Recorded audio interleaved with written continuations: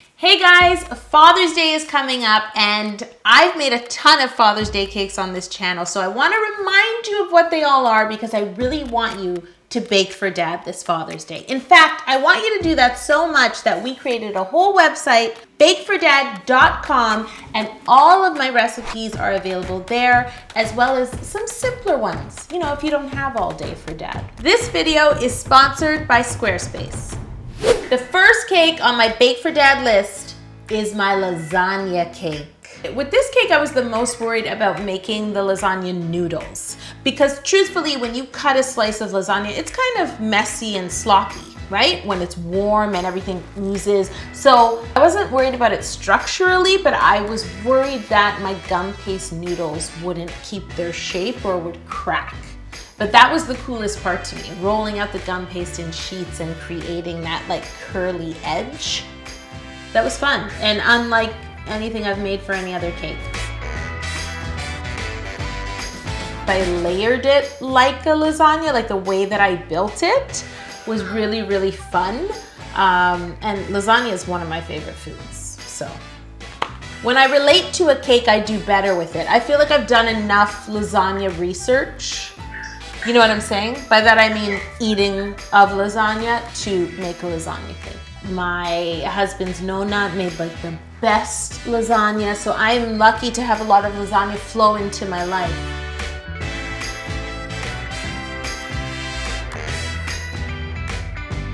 Chocolate Rice Krispie meat mixture all around the edge. And for the sauce, I made the same sort of tomato sauce that I've made on my pizza cake. I just mix a seedless raspberry jam and some food coloring into my Italian meringue buttercream. And then I just layered away just like a lasagna.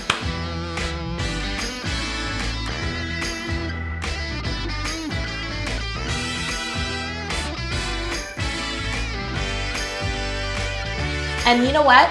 Make sure when you're stacking it, when you spread the sauce especially, let it drip down the sides, because when you cut a lasagna, everything just sort of, it reveals itself to you. You know what I mean? If you're wondering what I'm sprinkling on the cake, no, it's not basil or oregano. I used dried mint. If you're not a mint fan, you could leave it out of the inner layers and just put it on the top, because I just think it's that extra effect. This recipe is up on bakefordad.com. You will find it there, and it's so much fun to make. There's nothing better than a hot, bubbly lasagna where the top is kind of like caramelized and oozy. So I also used modeling chocolate cheese, which I grated, sprinkled on the top. I used my brulee torch to, which brulee torch was it? Was that Bernie or was that Mr. Burns? I don't know, they're both gone now. But I bruleed that cheese and then I added more sauce on top, some dried mint, and I also wanted to give the look of like grated Parmigiano cheese, so I just grated pure white chocolate. So what's better, real lasagna or cake lasagna? That is a hard question. The ultimate would be to have both. Make your dad a lasagna and then make him a lasagna cake, and then he'll be like, more lasagna? It'll be great. Next on the list to bake for Dad is a trout cake. Maybe your dad's like a fisherman. Maybe he's the kind of fisherman that never catches anything. In that case, you should make him this cake. He'll feel better. Again, guys, at bakefordad.com, there are some simpler options. But if you think you can do this, you should. If not, just bake the cake and use a fish cookie cutter and just cut out, that's the simplest version, really. I colored the cake inside of my trout cake to sort of like a deep coral, because I know we refer to it as being like pink flesh, but it's more sort of orangey pink. So that's the look I was going for. And then I carved the fish. Any cake like this, I always recommend having a template. I highly recommend it. And so I carved the cake, I filled it with Italian meringue buttercream. This is the easy part, I think, because fish come in all sizes, really. You don't have to be too fussy about that. The hard part comes after the icing and once it's covered. Now you really have to make it look like a fish.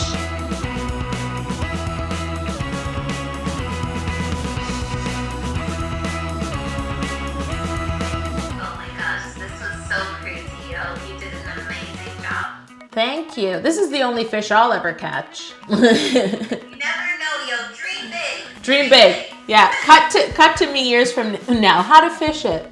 I remember coloring the base color fondant for this cake and thinking, what an ugly color. Like it begins like concrete. So it's not the prettiest color, especially on How to Cake It, but having that base sort of gray really, really helps build up the texture when you paint over it.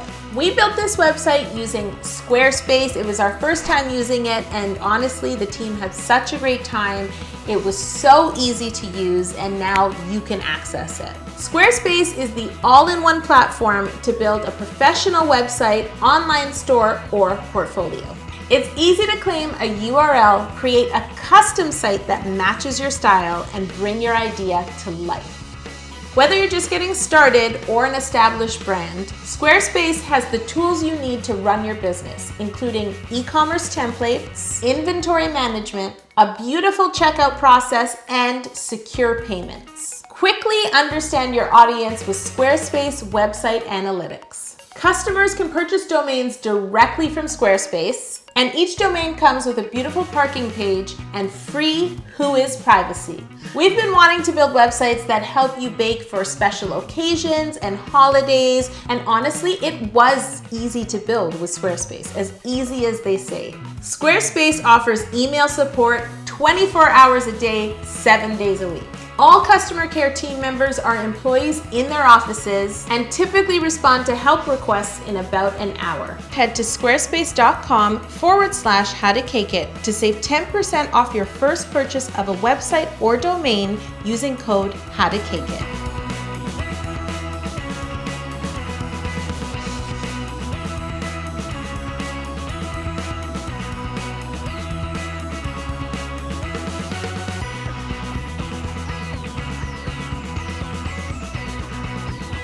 And then the painting is where it's a lot of fun.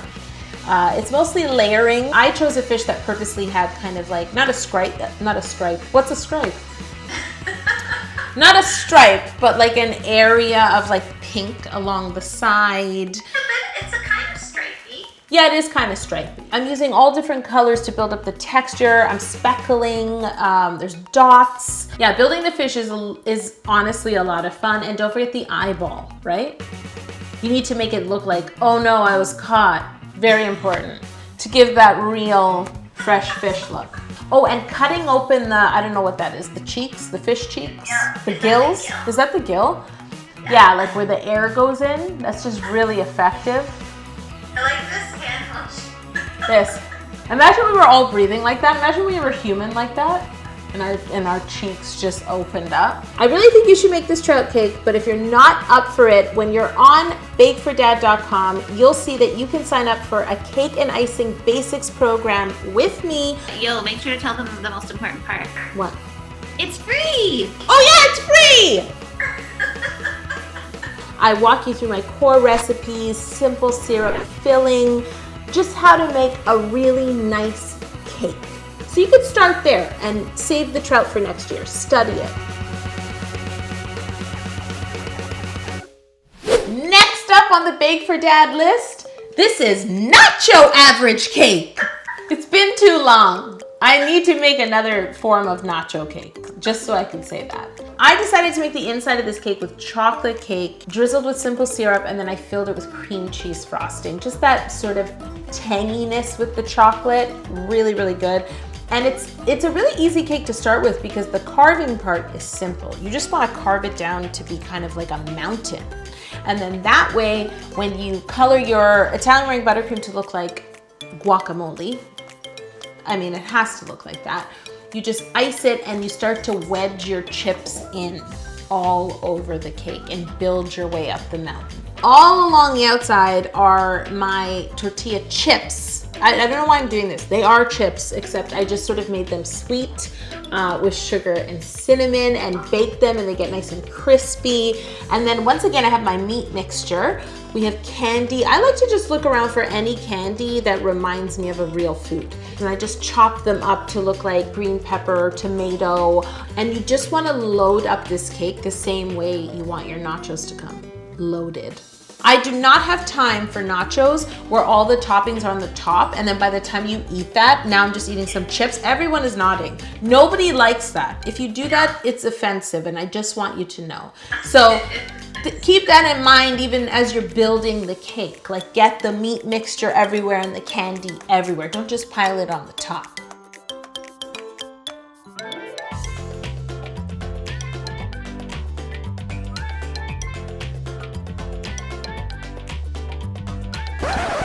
I look younger. How old is this video? I'm like, wow. I'm like, she's a teenager.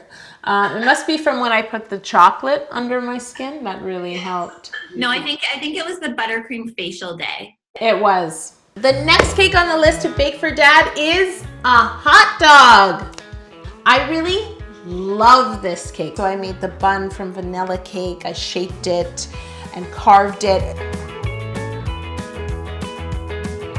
Making the actual hot dog wiener was interesting because I thought to myself, if you try to carve all the way around and make that, it would be really hard. So instead I used a circle cutter and cut out a bunch of small discs and then like stuck them all together to create that look. The coolest part about making the wiener, once you get past the weird color, is you know how when they make sausages, they twist, and that's how they create the links? So creating that crinkly, twisty look at the end of each wiener, and then of course the indents that I highlighted and painted as if it had been, you know, on a barbecue. It's just so much fun. And then I had sauerkraut, which I used dyed coconut to make the sauerkraut. I dyed some buttercream to look like mustard. What else did I put on this? Oh, and I made the mustard grainy because I love grainy mustard. You had to like separate the orange sprinkles. Yep, I separated sprinkles. I just wanted to use like the orange, the red, and the yellow or something. That should tell you how much I love mustard. You want to talk about offensive? I do not do well with people who do not put mustard on their hot dogs. I don't do well with it. Do you have mustard? I don't like mustard. Are you joking? I'm not joking. I don't like mustard. You don't like mustard? I don't. It doesn't taste good, mustard. Are you being serious? Who sent you? Yeah.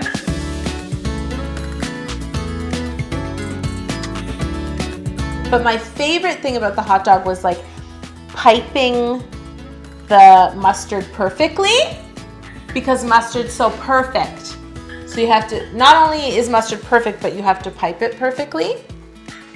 I actually made this hot dog in honor of Oktoberfest and to honor my father's heritage. So I really wanted it to feel like really large and loaded and like something you would get at a festival. That's why Chet had to eat it with me.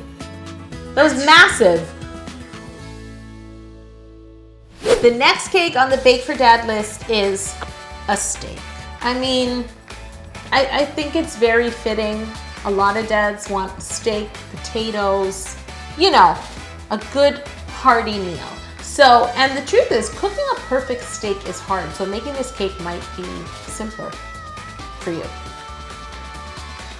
I don't have time for an overcooked steak. I really don't have time for that. Are you gonna tell me you don't like steak, Cengiz? I do like it. Oh, okay. Do you put mustard on your steak? No, I don't, Cengiz. Don't get smart. Do I put mustard on my steak? But you know what the steak has in common with the hot dog? Not just the grill marks, but weird fondant color as the base. Because I'm trying to get that like meat look, you know? But it's so hard when I do cakes like this because the base color is often not very attractive, but it just has to be in the same vein or the same tone as where you eventually want the cake to end up. So always keep that in mind. And then of course I had a bone in the middle because I just think that says steak.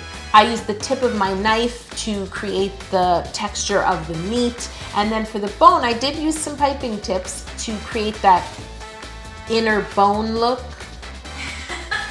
Oh, that look. You know, the inner bone.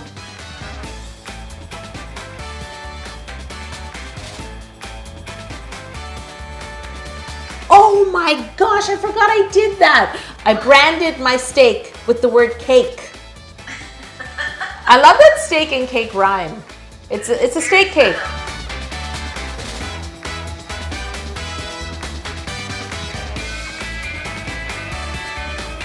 I really hope you go to bakefordad.com, choose a cake, and go for it. Your dad will be so proud. Thanks to Squarespace for sponsoring this video.